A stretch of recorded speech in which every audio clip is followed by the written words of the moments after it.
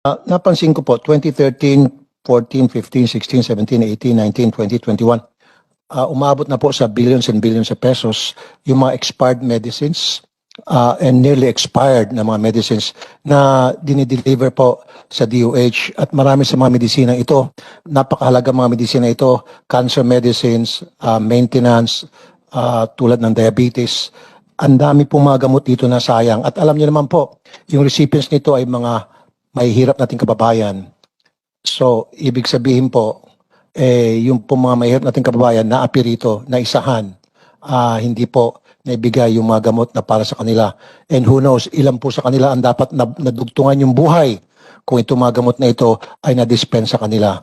Pero dahil po sa kapabayaan ng mga ilan sa inyo dyan sa DOH, time and time again, proven na talaga may mga kapabayaan, may mga sorry mama, may mga inutil, kaya siguro ilan sa kanila, senior citizens, mga mahirap, namatay dahil sa kakulangan ng medisina. Can you give me a reaction on that, Madam?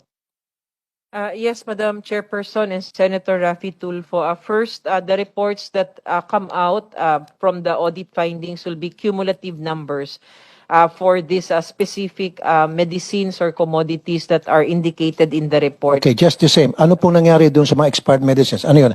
Binalik ba doon sa supplier para i-refund tayo yung pera na, siyempre, ayaw ko naman masayang yon, hindi nagamit yung mga medicine, nearly expired nung i-deliver.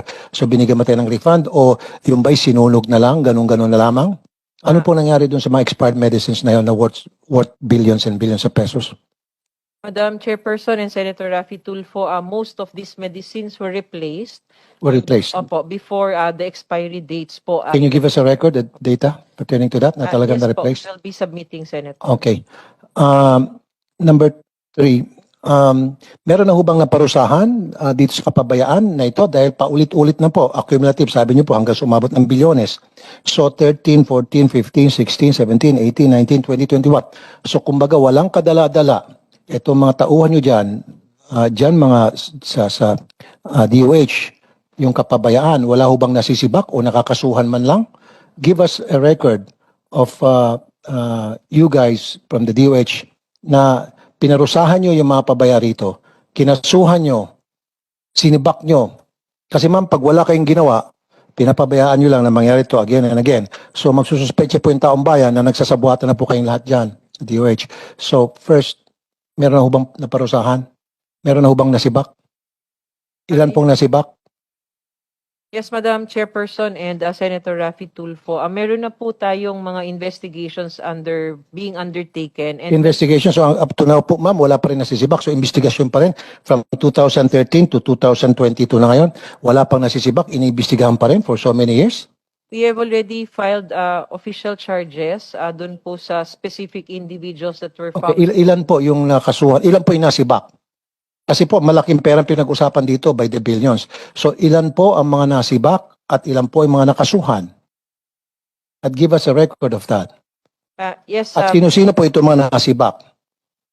At sino-sino po ito naging pabaya na naglustay ng billions and billions of pesos worth of medicines natin? Na dapat po napunta to sa mga mahirap natin, mga senior citizens. Karamihan dito ma'am, pandugtong buhay cancer medicines. Did you know that?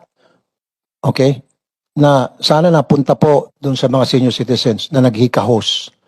Okay? Dahil po sila may cancer o may diabetes, kailangan nila maintenance. Hindi po napunta sa kanila. So, who knows, baka dahil dito, ilan sa kanila ang namatay. So, talagang napakaseryosong problema po ito. Naon tanong, ilan na po ang nasibak at ilan pong naparusahan, ilan pong nakulong kung kinakailangan.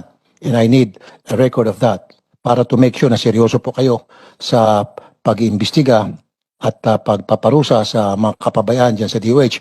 Yung sinasabi niyo po kanina, hindi ko matatanggap yon na iniimbestigahan niyo pa lamang, ilang years na ito? 9 years na po. Sana nandito po si Secretary, yung ex-Secretary Duque para siya mag-isa ko. Kawawa naman po si Dr. Berheri na wala siyang kinalaman dito kung tutusin, bago ka lang. Pero dapat ma'am, pwede niyo pong tanong yung mga kasama niyo, mag-imbestiga po kayo. Yung sinasabi po ni ex-Secretary Duque kay Senator Pia Cayetano na na-replace. So, ano pong guarantee namin na talaga na-replace? One, we need a record of that, na na-replace po talaga yung mga medicines na expire So lahat po dapat ilagay po natin in writing o documented, hindi po yung puro salita lang kasi madali po magbitaw ng salita para lamang makaiwas sa kaso. So again, ang tanong ko po, sige, kapabayaan dahil na sa transportation, kung gugustuhin po talaga, kung slow transportation, saka COVID pa na nabanggit kay Senator Pia Cayetano, ni Secretary Duque noon, paano yung mga years na hindi naman COVID? So dapat hindi na ho tayo nagkaroon ng problema doon sa pag-expire ng mga gamot. And then number 2, kung transportation pong problema, then dapat po nagawa ng paraan yan. Sa first year pa lamang na nagkaroon ng expiration magamot because of the slow moving sa pagta-transport. Dapat sa second, third, fourth, fifth, hindi na po nangyari yan. And then ito po talaga para sa akin, dapat po may nakasuhan dito. So gusto ko po sana sa next hearing, kung maaari, Madam Chair, magbigay po kayo ng listahan sa amin kung meron pong naparusahan at ano pong parusa ibinigay sa kanila at pangalan ng mga tao. Kasi ma'am, madaling mag-imbento na meron po kami pinarusahan, 10 Poncio Pilato at 10 Maria. I want a list of names of those people. Pwede, madam? Para to show the taong bayan, especially the poor, na sila pong recipient ng gamot nito, na may nanagot sa kapabayaan, na ito ay gamot na para sa mga hirap, hindi po inalagaan. At pinabayaan lamang hanggang sa mag-expire.